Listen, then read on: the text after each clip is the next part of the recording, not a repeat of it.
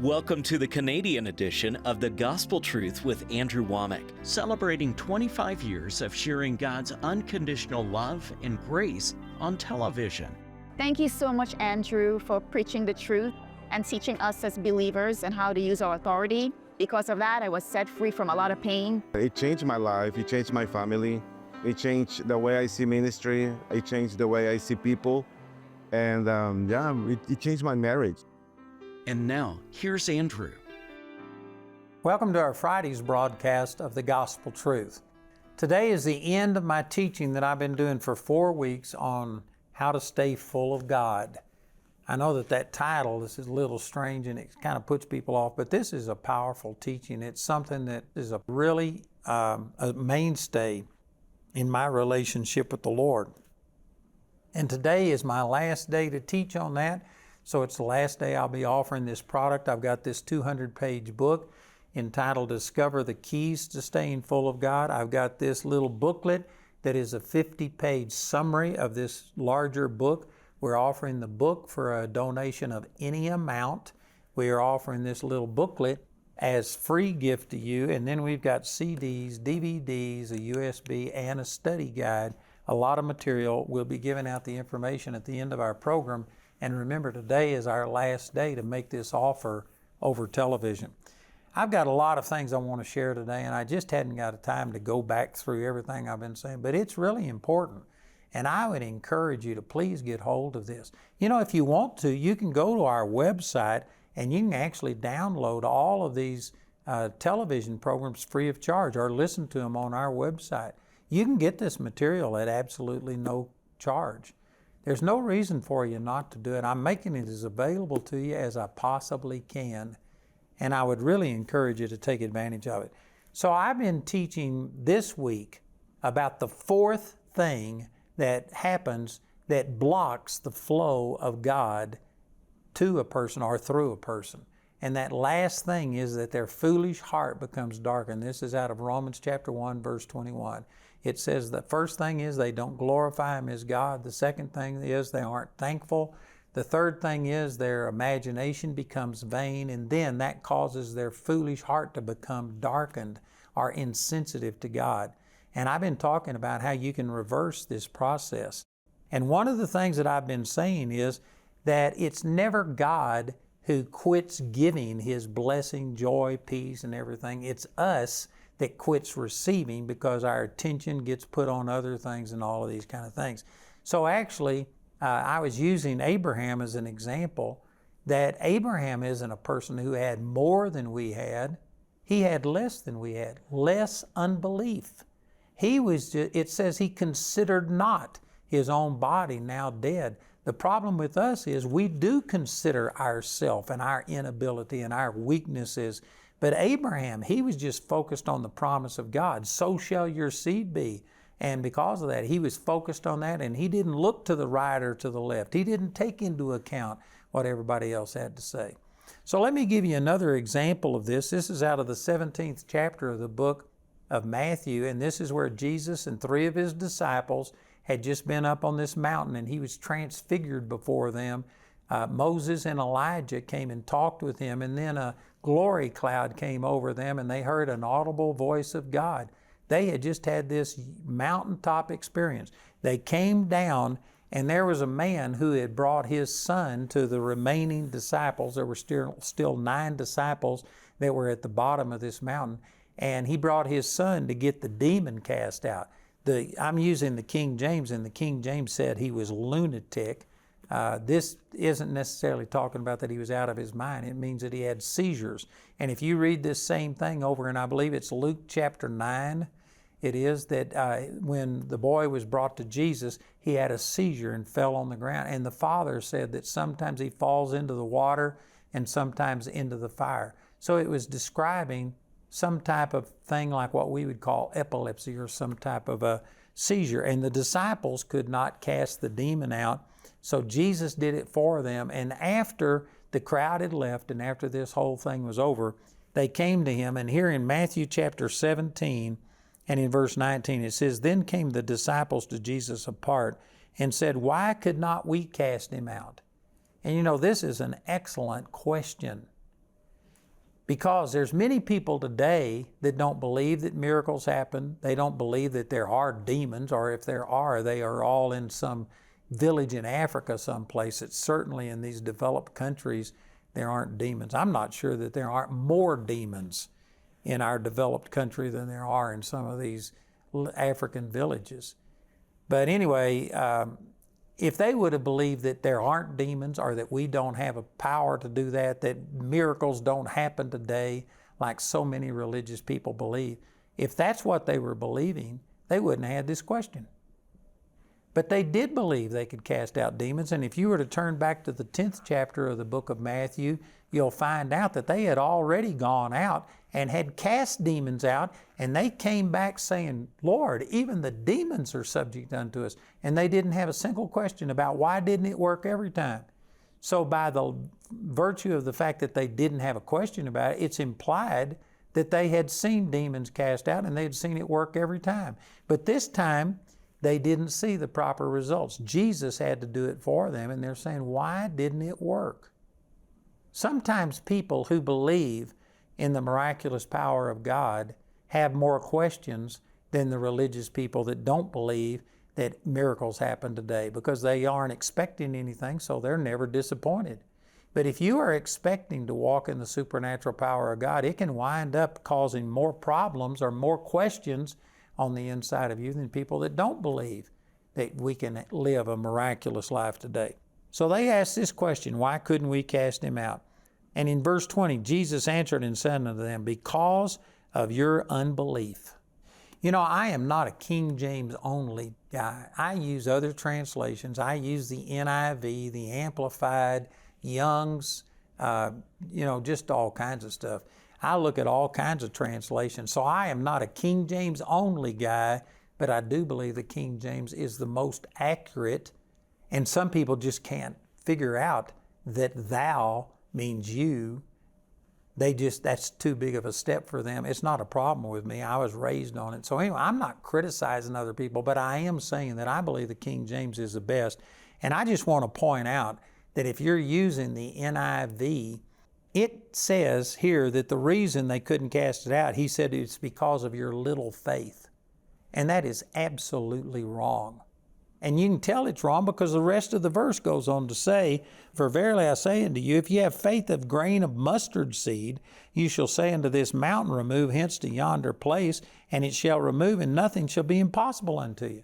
If it was like the NIV said that it's your little faith that's the problem, then the rest of this verse wouldn't make sense, because he talks about if your faith is as little, as small as a grain of mustard seed, that's more than enough to see a mountain cast into the sea. So the problem wasn't little faith, the problem was unbelief. And let me just say while I'm talking about this, that verse 21 where it says, howbeit this kind goeth not out but by prayer and fasting, that's not even in the NIV. They just chose to take that verse out of the Bible. There's 6 places that I can show you that the NIV just took the scriptures out. They didn't think enough of it to even put the scriptures in there. I don't know what the logic for that is, but that is wrong, wrong, wrong. Verse 21 is absolutely essential to understand what he's saying. And in verse 20, it's unbelief is the problem, not little faith. You miss the whole thing of what he's saying if you interpret it the way the NIV had this done. So if you've got the NIV, you ought to get yourself a whole Bible, one that will translate it accurately, and use that. And so he says, what's the problem? He says, it's your unbelief. So here's a point. I've touched on this before when I was talking about Abraham. It's not that Abraham had more than we had. We've got more than Abraham had. I've already quoted this, but over in Matthew chapter 11, Jesus was talking about John the Baptist, saying John the Baptist was the greatest among any person who had ever lived. That makes him greater than Moses, Elijah, Jeremiah, Daniel, Hosea, anybody. You name anybody. John the Baptist was greater than them, but it goes on to say, nevertheless, he that is least in the kingdom of heaven is greater than he. If you think you are the least Christian today, you're greater than Moses, Elijah, Daniel, Hosea, anybody. Man, that is a huge statement. So we've got more. 2 Corinthians chapter 3 says that what we have makes what the Old Testament people had have no glory in comparison. What we've got is so glorious it makes them look like what they've got is nothing in comparison. You have the fullness of the Godhead dwelling on the inside of you bodily if you've been born again. You've got faith that Moses would have loved to have had. And it's resident on the inside of you. It's not something that comes and goes. It says in Galatians chapter 5, verse 22 and 23 that the fruit of the Spirit is love, joy, peace, long-suffering, gentleness, goodness, faith, meekness, and temperance. Faith is a product, a fruit of your spirit, and there is no dormant season in the spiritual realm.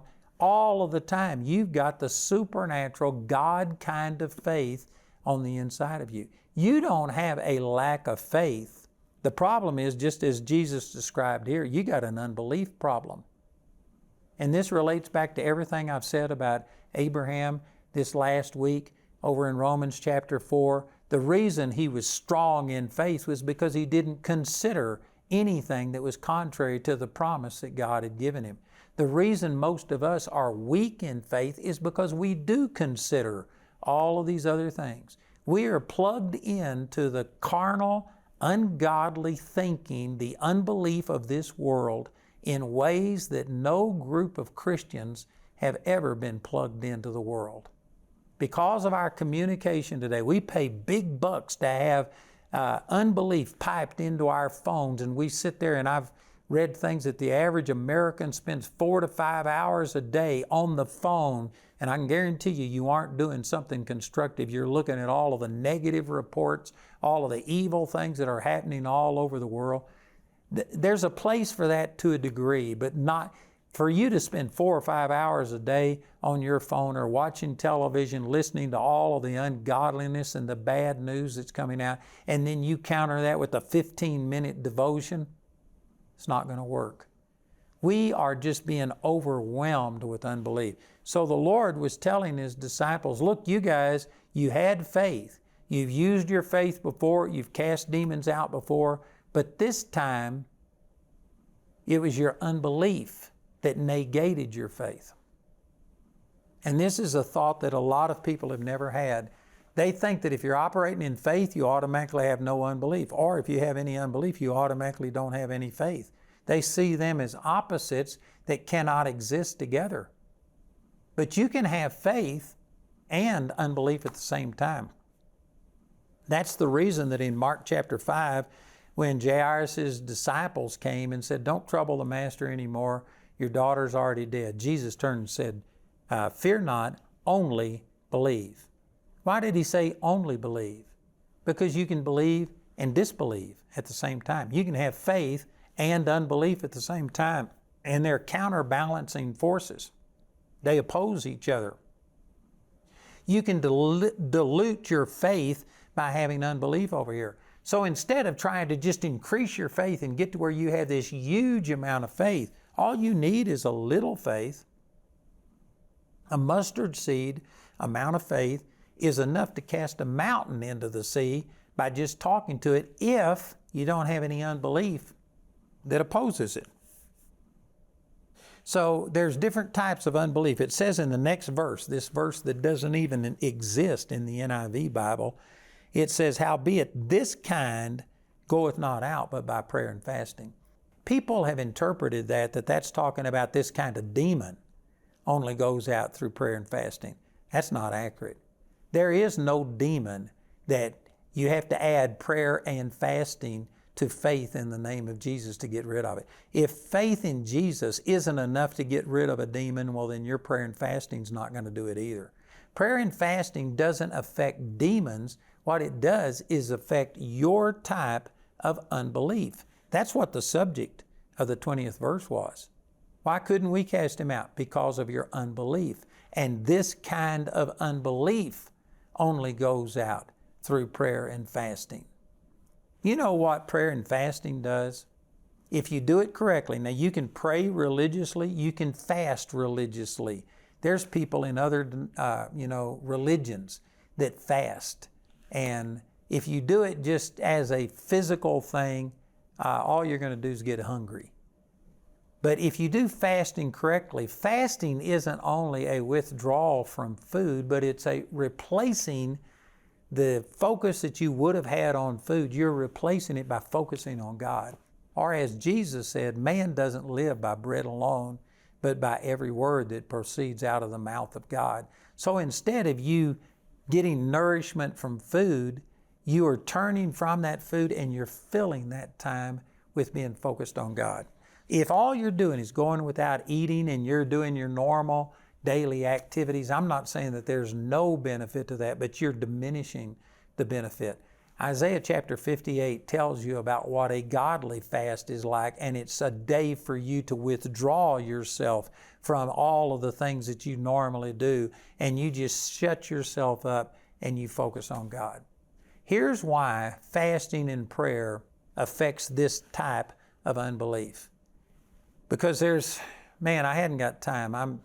My last program, but in my estimation, there's 3 major types of unbelief. I'm not even got time to tell you what they are, but the last one is just a natural unbelief that comes when you see something contrary to what you're believing for. There's just a natural thought of unbelief.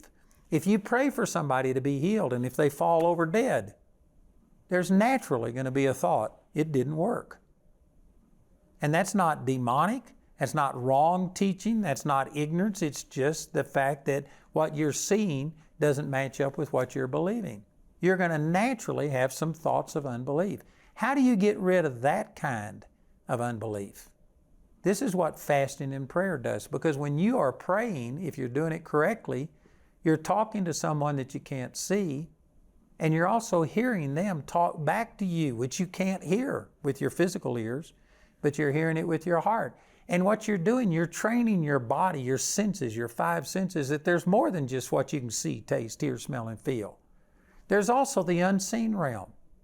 You know, it says in Hebrews chapter 5, verse 14, that strong meat belongs to those who by reason of use have their senses exercised to discern both good and evil. It says that you have to exercise yourself to discern spiritual things. And one of the ways you exercise yourself is when you pray to a God that you can't see, and then you hear a God that you can't hear with just your physical ears. You're training your 5 senses that there's more than just 5 senses. There's a 6th sense, faith, that you can reach into unseen realm. You can communicate with a God who can't be seen or felt physically, but He can be seen with your heart, and you can feel Him in your heart. You're training your senses. You're exercising them to discern that there's more than just this natural realm. And the same thing happens, see, with fasting. Did you know that our 5 senses, what you can see, taste, hear, smell, and feel, probably the easiest to aggravate, the quickest to rebel is your appetite? Because, man, there's a lot of people, there's people watching this program that you've never gone more than just a few hours without food in your life. If you were to miss a meal, man, you start getting cranky, irritable, gripey. You start having headaches. You feel weak and flush and all kinds of things. Your body is addicted to food. Now, we all need to eat. I'm not saying that we don't eat, but you don't need to eat 3, 4, 5, 6 times a day the way some people do. Matter of fact, the medical profession will actually say fasting 1 day a week is actually good for you. It purges your body of all kinds of toxins. You do not die by noon the first day if you go on a fast. Your body will tell you that you are, but you know what? If you just determine, no, your body says, I'm hungry, feed me or I'm going to die. You say, no, we're going all day without any food. Your body will rebel. I'll never make it. I'll be dead by sundown. Truth is, you won't. You won't die if you go 1 day without food. And so you start bringing your body into subjection to your spirit man and saying, look, I'm not going to live by bread alone. I'm going to focus my attention on God. The Word of God is going to sustain me. And your body will rebel and say, I'll be dead by sundown. So you say, all right, we'll go 2 days. And your body will say, I'll never make it 2 days. You'll say, we go 3 days. And your body's going to learn that if it's going to survive this thing, it better shut up and submit. And did you know after you fasted for a brief period of time, you can actually get to a place to where your hunger just leaves. You get to where you don't even feel hunger anymore. It's like you could go forever without eating. Of course, that's not true. Over 40 days, your body literally begins to die if you go over 40 days on a fast. But you start bringing your body into subjection, and then when God starts speaking to you and you're now focused on the Lord in a way that you weren't because you were so occupied with just this affairs of this life, not only eating, but your work and everything else, you just separate yourself, you focus on God, you start hearing, God starts speaking, miracles start happening, your body gets healed, things happen, and you've just trained, you've exercised your senses to discern that there's more than just this physical realm. So then, when you pray for something like a demon to come out of this boy, and instead of it looking better, he falls on the ground and wallows and foams at the mouth, you've already exercised yourself that, hey, there's more than what I can see. And you can continue to stand in faith and let your little mustard seed amount of faith work, and you discount this unbelief. But if you have never told your body, that body, you get in line. Your feelings, you get in line. Thoughts, you get in line. You follow what I'm saying. Instead, I'm not going to go by what I see. If you've never fasted and prayed like what I've been describing, and you say, body, in the name of Jesus, I don't care what you feel, you're healed. Your body's going to say, pardon me, when's the last time you ever told me anything? I tell you what to eat, when to eat, how much to eat. You haven't ever given me any instruction. Your body will rebel, and those 5 senses will be more moved by what you're seeing than what you are by believing. But if you fast and pray, it will cast out this kind of unbelief. It will get to where your senses know that there's more to it than just the physical realm. You know, I've seen my son raised from the dead. I've seen my wife raised from the dead. I've seen God supply financial miracles. I've seen people's lives changed. I've used my faith and I have trained my 5 senses that there's things going on in the unseen realm out there and in me that I can't see or feel. And so when I don't see the results that I'm wanting, it's easy for me just to default and say, oh, well, it's, happening in the unseen realm. In due season, I'll see if I faint not. And I can continue in my faith and just let my little mustard seed amount of faith produce the results. But people that have never spent time praying and never spent time fasting, they'll try and bring their body into subjection and it'll rebel because you don't ever control your body. Your body controls you. Anyway, there's a lot more that I could say about that. I've got a longer teaching entitled Hardness of Heart that will go into a lot more detail on that, but I'm out of time today. Today is going to be my last day to offer you this book entitled Discover the Keys to Staying Full of God. This is a 200-page book. We're asking for a donation of any amount, and I will send this to you. We ask you to give something because we'll give out tens of thousands of these books. If you could not send anything or you would not send it, I'll send you this little free summary of this entire teaching. This is about 50 pages that just summarizes it. And then we have CDs and DVDs and a USB and even a study guide. This is a 250-page study guide that is made specifically so you can teach this in a Bible study sitting to other people. So listen to our announcer. Remember, today is our last day, so please call or write today. Andrew is offering his booklet, 4 Keys to Staying Full of God, an intro to discover the keys to staying full of God, as his free gift to you today. This offer is limited to 1 free booklet per household and is available in the US, UK, Canada, and Australia. Contact us today to receive your free booklet. Andrew's complete series, Discover the Keys to Staying Full of God, is available as a book or study guide and as a newly updated CD album, TV DVD album, or as a USB made from our daily television broadcast. This is the last day we'll be offering this teaching, so be sure to respond today. We want to remind you of Andrew's Living Commentary software. The Living Commentary includes more than 50 years of Andrew's Bible study notes and personal encounters with God, and is available as a web-based software that you can access by computer or any mobile device. Get Andrew's Living Commentary today. You can call the Andrew Womack Ministries Canada Helpline Monday through Friday from 9 a.m. to 5 p.m. Eastern Time at 647-348-2220 to order. As a nurse and nutritionist, Vanya's faith was in the medical community. Like the Gospel's account of the woman with the issue of blood, Vanya would suffer many things from many physicians until she had the faith to reach out to Jesus for her healing. We went through that procedure and I just went to the follow-up alone, and he sat next to me because these are my friends. And he said, "You have cancer." And he goes, "I'm so sorry." On the way home, I just said out loud in my car, "You made me smart, God.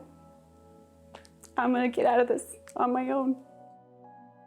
Months passed, and Vanya's condition was only getting worse. Knowing her days were numbered, she was desperate to try anything, and in the middle of a detox session, researched bentonite clay at the suggestion of a doctor. It was in this search that she would find the key to her healing, just not in the way she had ever imagined. I'm laying on the floor, so I hit the wrong button, and Nikki Ochinsky pops up on my screen. She's, oh, she's so happy and she's so perky, and I'm thinking, when is she gonna start talking about clay?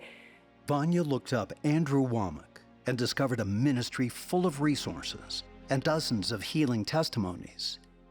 We have to assure our heart with the word. Our heart will condemn us, and our heart will say, well, you don't have solid proof that you're anything. Well, I would just get the word out and I would assure my heart, no, this is what the word says. This is my proof.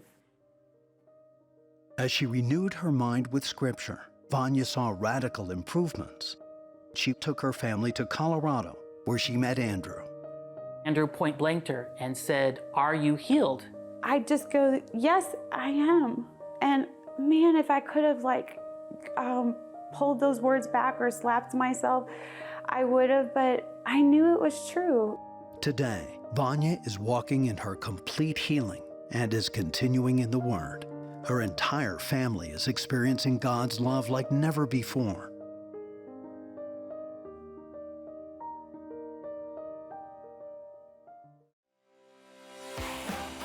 Charis is taking it to the next level in Canada. We are raising up leaders in the body of Christ by equipping students to stand on the Word and walk in their calling. I love Charis because it prioritizes the Word, and that's what changes you. We stand on the Word. Charis is a life changer. I have grown so much in the area that I know that God has called me to. If you would like to be a part of this, go to our website at charisbiblecollege.ca to find out more.